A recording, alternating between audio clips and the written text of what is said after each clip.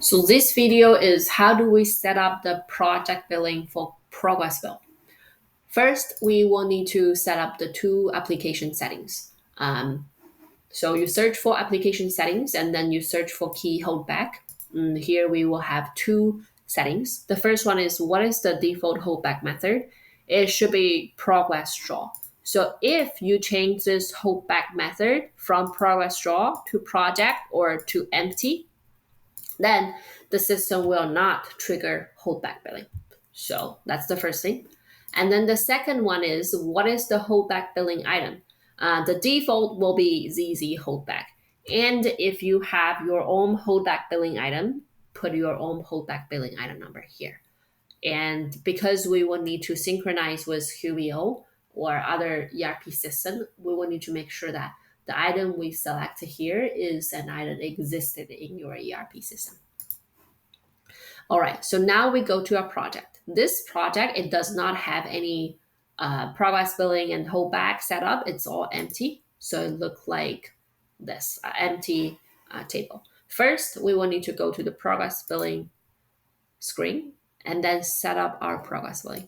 It's very straightforward. What is the next invoice day? I will say it's the end of this month and it's going to bill monthly. You can always change this. And then here is your holdback percentage. I will say 10%.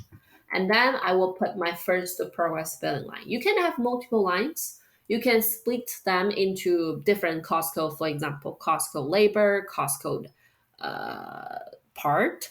But in my case today, it's just a simple one line holdback. Okay, so this is line one. The item will be progress bill, and progress bill cost code is labor. Okay, I'm okay with that. So in total for this project is 30,000. All right, so that's my total percentage. But in my first month, I want to bill $2,000.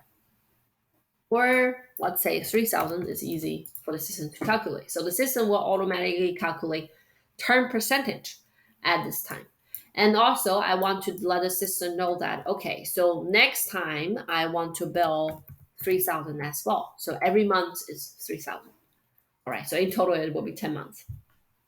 And now you can see once I save it, we have this one line setup. So I'm going to have this total amount of 30,000, and it's going to bill 10% at this time, and the next time it will increment at 3,000. All right. Okay.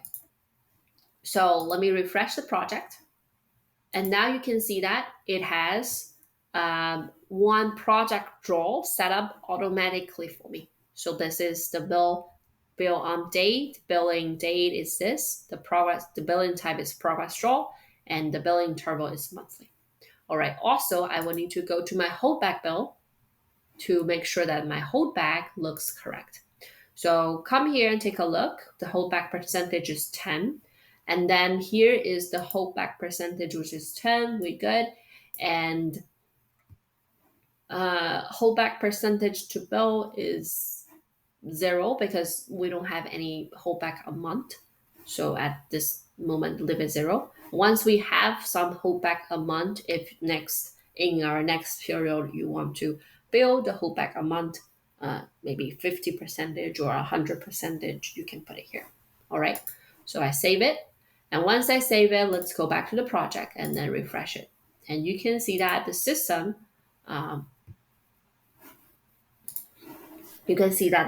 have this progress draw here. And once it's set up, what we need to do is we will need to go to, this is 1012.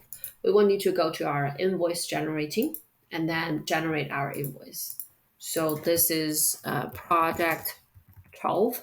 So cutoff date will be the date on the progress billing date or the date after that. So I will pick this date, and then I will pick my project 1012 to 1012. All right. So once this is done, I will save it. And then the system will tell me that there's a batch created because of this project invoice. So let's take a look. All right. So you can see now under this batch, there's an invoice created for project 1012. So total amount is 2,700. Take a look. So looks like first we are going to charge him 3,000 for progress billing. And then because of the holdback, 10% holdback, then we hold 10% of that. So in total, we're going to charge our customer 2,700 in total. So that's our invoice. So I am going to post this batch. And let's take a look at the project now. So let's take a look at our project 12. All right, so on the billing trigger, now you can see that first is on this date, on March 39th, the progress billing is already done. It's already invoiced and the invoice number is here. And then the system will automatically create us the next progress billing plan, which is planned on April 30 for this progress billing for monthly. And because of our progress billing setup here, the system will know that, okay, for next month, I am going to bill 3,000 as well because of this bill increment. Okay, so let's assume that we are currently on the end of month April. So now I'm going to generate an invoice. PRJ 12 on April.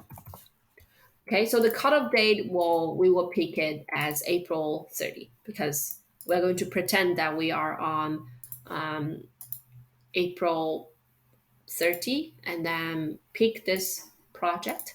Let's take a look. Let's save it.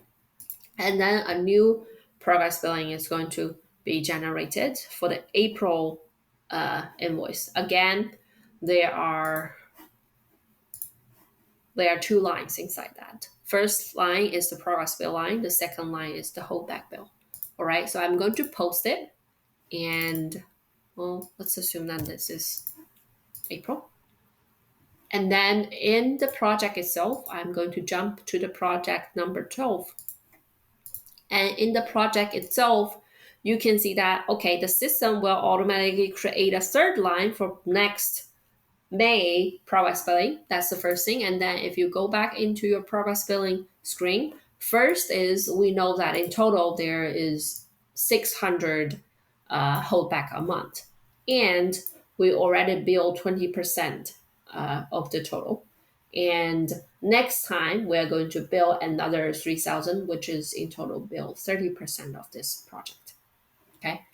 So that's what we need to do to set up holdback for project billing.